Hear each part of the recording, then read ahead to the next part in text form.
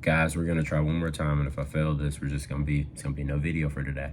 But I wanted to make a quick video talking about kind of like my journey over the last several weeks. You guys haven't really heard much about like how my numbers are going. It's been such a stressful experience for me. You know, I've been having to do a lot of working in order to get this to where I wanted to be, but I think we're slowly but surely getting there, and I'm just going to show you the progression from where we were to where we are right now, and hopefully this trend continues to occur as we get deeper and deeper into the end of the year. So we're starting off with October 21st to October 27th. Man, so we were at just under $2,000 in sales. It was $1,999.46. Our cash flow, which is the amount that eBay pays us, or net sales on eBay, is $1,084.75. That was just deposited to us. And then finally, we sold 74 items with an ASP of $27.02. So this was like some of my darkest times. I had a lot of $250 days during this time, and it made it very, very, very stressful for me when it came to how am I going to get this eBay thing to do what I needed to do, because I was just thinking, man, like my sales aren't where I need them to be. You know, I have to spend more time door dashing, but I really want to spend more time doing eBay. Like, this ain't it. I don't know what's going on. I was very much in my, what can I do? What kind of trick, what kind of play can I make in order to get these sales where I need them to be? And it was rough.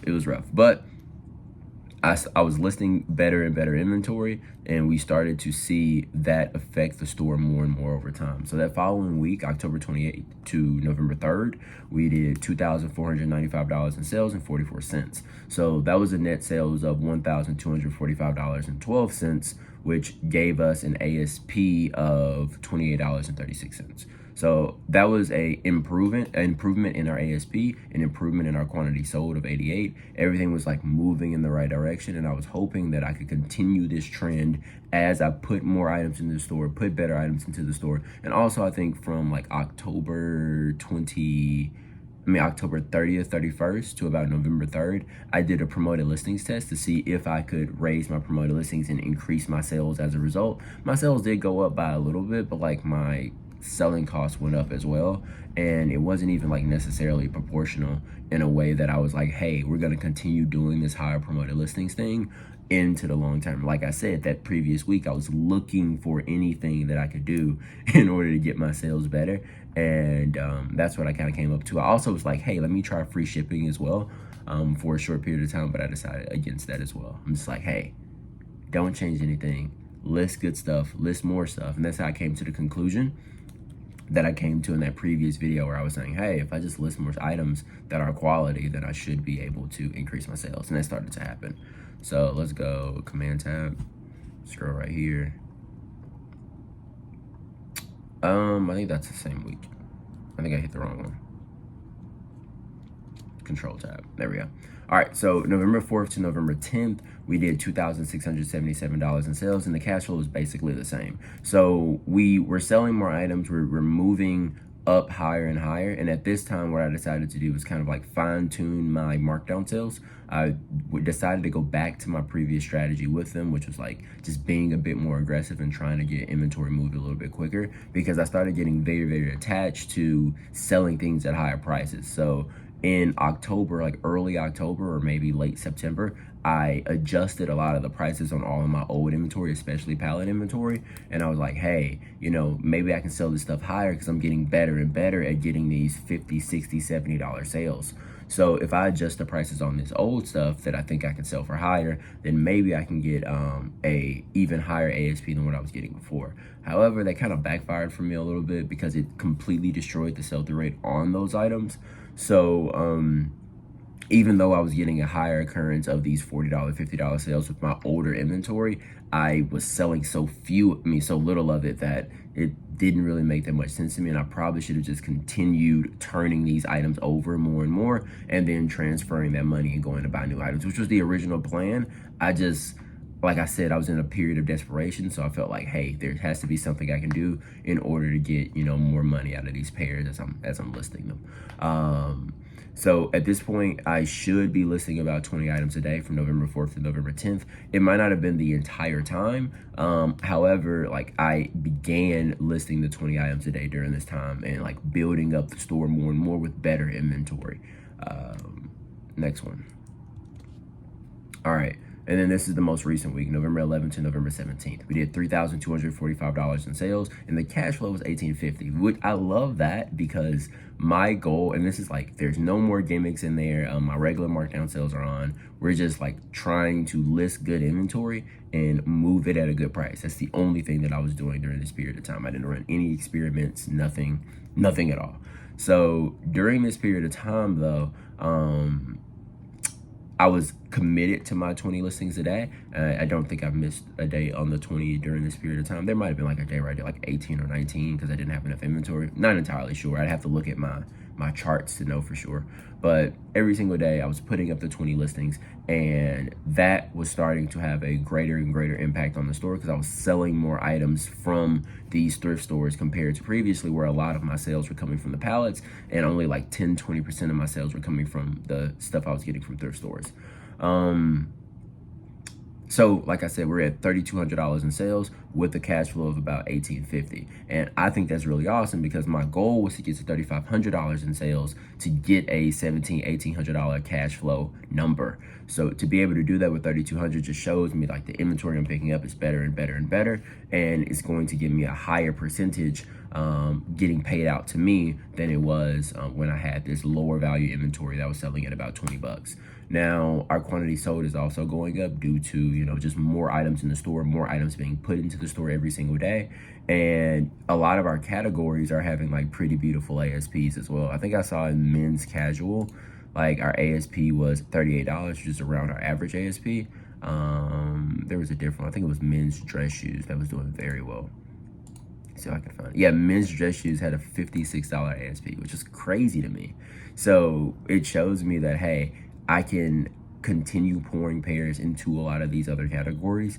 And from that, you know, we'll be able to get higher and higher returns on these items. It looks like I sold one item for $56. So it's not like the whole category is 56 bucks, but it is a good profit driver for me, the men's dress shoe category and the men's casual shoe category, as long as I'm picking up relatively good pairs that are in good condition. The categories that are not doing as well that I think I'm going to start dropping out more and more, like kid shoes. Now, there are kid shoes that are in the pallet pairs that are bringing me down a little bit, but if it's not a pair of Jordans, I am going further and further away from picking up these kid shoes and just trying to pour more focus into like men's boots, women's comfort. Like women's comfort's pretty good too.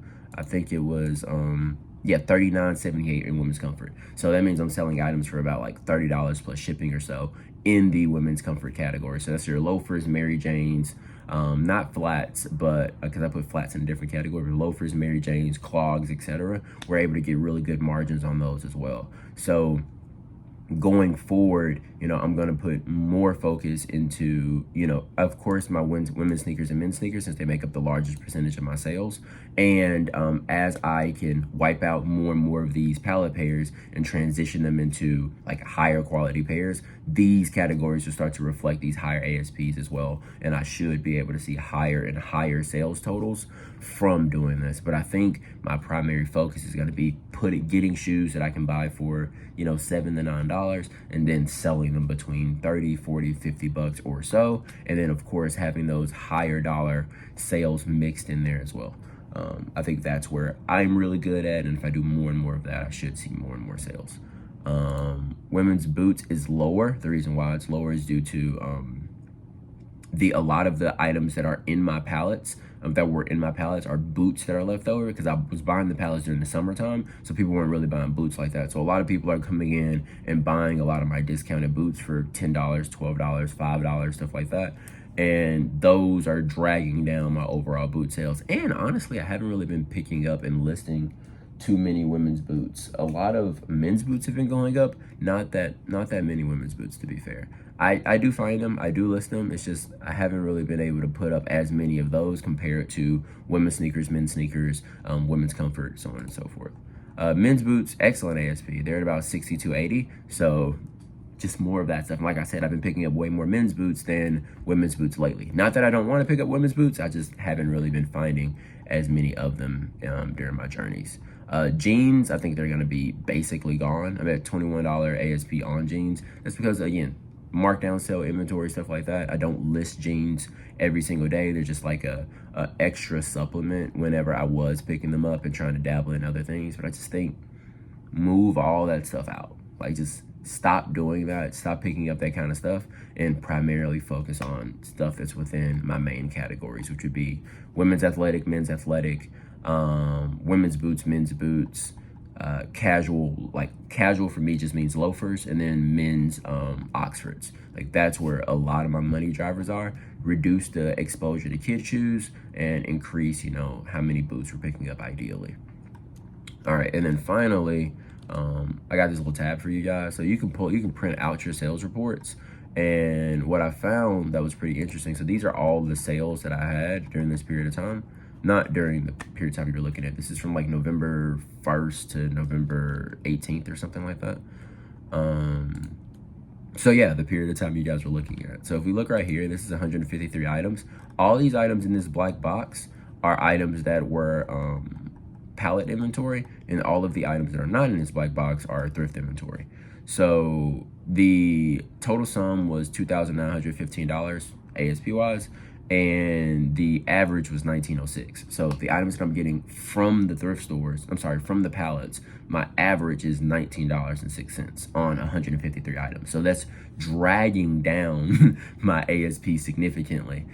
So as I can get more and more of this stuff sold and replace it with better and better and better thrift store inventory, then I should be able to see more of a increase in my overall average. And then my ASP goes from 30 to 31, 32, 35, 37, so on and so forth.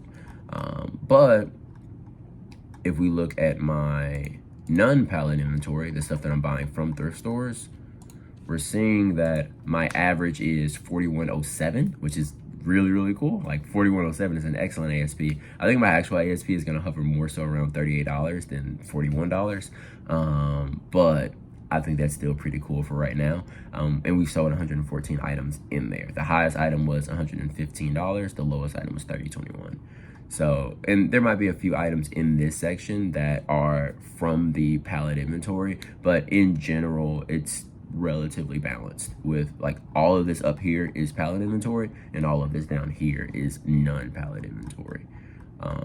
And then if you want to look at like what percentage of my sales makes up each one, like 42.7% of my inventory that is being sold is coming from the thrift store, while 57% of my inventory is coming from pallets. So that is being sold, that is. So as I continue putting up 20 a day, if I can, you know, I might run out of money and not be able to put up 20 a day and have to drop the list and go to like 15 or something like that.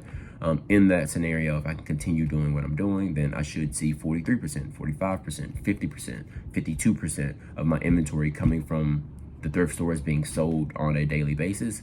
And then eventually I get to the point where 60, 70, 80% of my inventory is coming from thrifts, and I see a significant increase in ASP and a significant increase in profitability. So that's everything I got for you guys. Hopefully it was valuable to you. We'll talk to you guys soon. Peace.